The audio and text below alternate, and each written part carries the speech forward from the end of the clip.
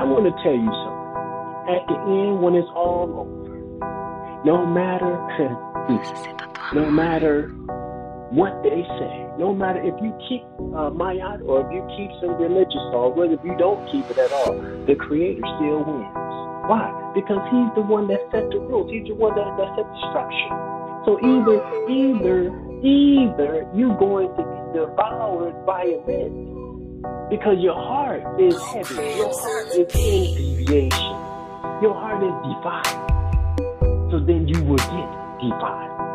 See, but if your heart is in balance and in order, you go into the realms of paradise. See, they don't want you to know that.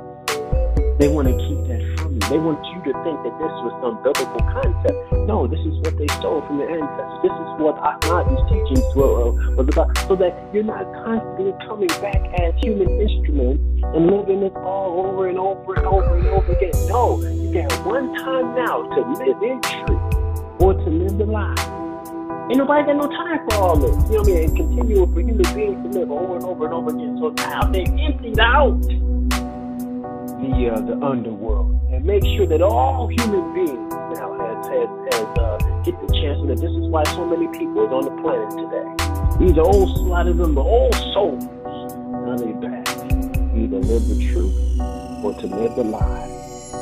And now He made that through me now His Son can make sure that that word is throughout the whole planet. So see, everyone knows I said nothing is secret. I published it to the whole world that now on every continent there are people that's learning about what the Lord and her imperial majesty Akhenaten Nefertiti and what they did and how they advanced humanity, and it's how that is them that has dominion, power, and rule over all that there is. Some say, well, who is this God in the Bible? What's this new God or whatever? It's nothing but Akhenaten Nefertiti. That's who it is. I'm just going to tell you straight now. See, but those Arabs and those preachers, they already know. They already know who created this philosophy to unite all humanity. Now you got billions of people. There's more people in the world that worship Allah, Jehovah or Yahweh, and Jesus than any other religion in the world. They got more people than anybody. And all this came from the teachings of Akhenaten. So it's at the root of it, it's him and Nefertiti and the Akhim to whom will actually be, whether they know it by now, it's still his technology. It's still his information. It's his philosophy. And unto them deserve all the credit, all the power, and all the glory and wisdom that comes from out of that. But so the defilement happened in ancient Egypt with black people. So some say, so what is defiled? Well, we got to look at the root of the word. The root of the word is, the root of defiled is defiled.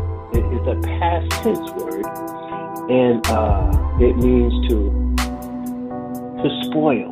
It means to impair, to debase, to degrade. And isn't that what happened when we let others occupy the throne and they ruled over Egypt? They debased our civilization. They took it down low.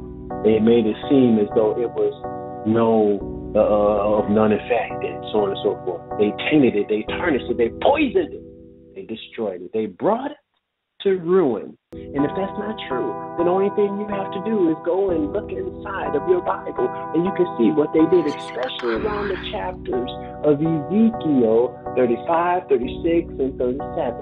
You just go and read those chapters for yourself. Now that in there, that's true. That's true in that Bible. There's a lot of things in there that's not true, but that and how they did it and what they did to the people is right there. They didn't hide it. It's right there in plain view. And millions of people around the world, billions of people around the world had total access to that Bible, how they denigrated the people of God. Just because they had fallen short of the glory of God and falling short of those instructions. That didn't give the world, the Europeans and the Romans and the Eurasians. When I say Eurasians or Asiatics, I mean those light-skinned Arab peoples from various nations. That didn't give them the right to put the people under enslavement and do all kinds of whatnot to them. No, that don't give them that right. That didn't get that to them. They don't. If they deviated from the path of God, then it's God that has to deal with them. It's the Creator that has to deal with them. You can't take that upon them. That's what it is. And because it's human error, because we made human error, then we have to make some human adjustments and fix the problem. And I want you to know that it's you that has to stand up and do what's right. If you are white and you know what I'm saying is true, then you need to also stand with us and do the right thing. You need to do the right thing. And you know what the right thing is. You know that this is a system, a world system of injustice and denigrating people based on their color, based on their color, and also based on who and what they are. You know who they are.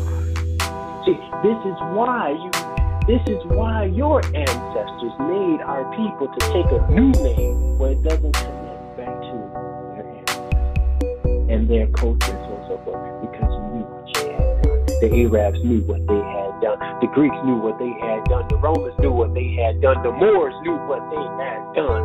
And many other African tribes knew what they had done.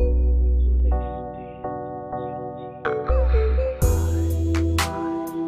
Also in the eyes of human beings that know what I'm going to reveal it. I'm going to spill the beans on it. I'm going to pull cover off of them and expose their shame. Just how they said they walked the Egyptians and the Ethiopians out of their land. They walked them out of there naked. They exposed their shame. And they part of that shame was when you go and read in Ezekiel that their God was mad with them because white Hiskos or Jewish women was fantasizing about the penis of Egyptian men. And he was mad with them that they had these fantasies. That's how you know that the Jew has always been a cartoon. That's how you always knew that they was that. They was not. When they was that, they came as invaders, and we had kicked them out. And that's how we dawned in the 18th dynasty period. So what are these black Jews talking about? They don't know what they're talking about. They don't have no name. They don't have no culture. So then they picked up something that doesn't even belong to them. See, that's part of the defilement. But here, let's go on the definition. It means to desecrate, to profane, to violate, to contaminate, to pollute, to degrade, to dishonor. It means to rape, to violate, to ravish, to deflower. They deflowered, raped, and ravished people of God, the people that of His choice, not the people of their choice. And they mad because you were chosen. God chose you to be the reformers of the planet, to bring everything back into order out of a state of chaos. That's our duty, that's our purpose. And ain't no need to run from your duty and your purpose. You need to run to it so that we can dawn in a new day, a new civilization, a new way, where that all peoples everywhere can be in justice, peace, harmony, prosperity, wisdom, good health, without war, without poverty, without indigency, without begging, without homelessness, without starvation, without disease. We can do this. But anyway, so I love that where it says that in 2 Chronicles 7:14, it says that if my people who are called by my name shall humble themselves and pray, seek my face, and turn from their evil way, then I will hear from heaven, forgive their sin, and heal their land. Something about that scripture it says that if my people, that means then that whoever the deity that's talking now, he has a certain people that he has selected. You see? If my people who are called by my name, so that means boom, he done gave them a name. He done gave them a name. So now you can identify his people from the rest of the people of the world. Right? All right? Will humble themselves and pray. So that means then that they had a state of haughtiness. They had a state of self-pride. They had a state of I'm conscious. I'm this. I'm that. I'm my own God, really.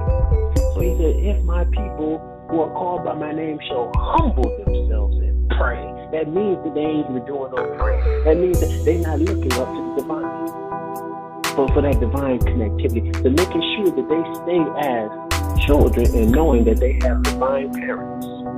See, that means that they deviated from the way.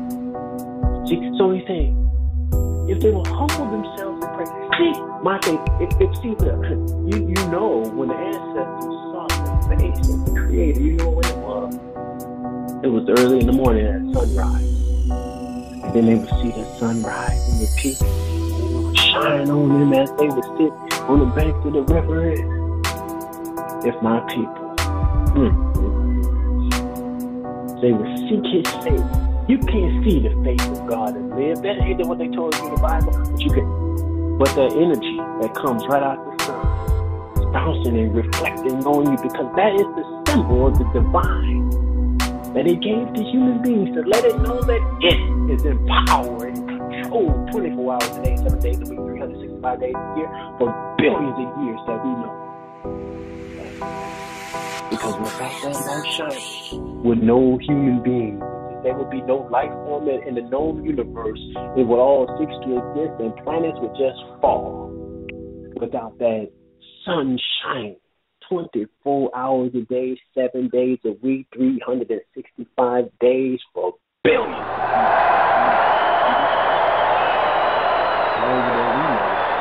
This is why I say there ain't nothing new under the sun. Because what radiates outside of that sun, and back of that force and power of that sun, doesn't seen it all, it knows it all. It's omnipresent. It's all powerful, all knowledgeable, self-sufficient, don't need nothing. The Creator don't need nothing. See? But you human beings do. We need it. We need it to draw the waters from the earth into the clouds so that it could rain back down for vegetation and so on and so forth. See, all this divine creative process, this is all of the divine. So that's why we always should pay homage back to the divine. If my people who are called by my name shall humble themselves and pray and seek my face and turn. So you gotta do some turning. And once they do some turning, then we'll see. How do you turn?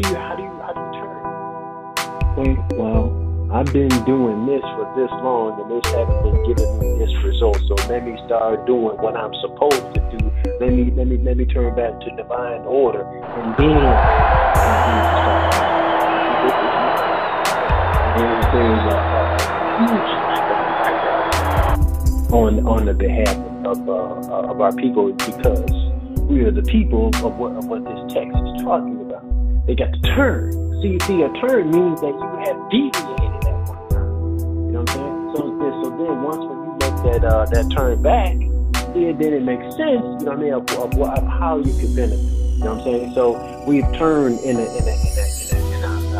it's like going down the street and turning down the wrong road. You know what I'm saying? How you going to make it to your destination if you done turned down the wrong road? You way off the path now. But people turn. Oh wow, they turn. They say, one time I needed to do a whole a whole little thing on this. So they can feel the power and the energy of this and what it means, you know, if they turn from their wicked ways. So now you have to turn back to a right way of doing things. That goes back to right thought, right words, right action. That goes back to the right way of doing things.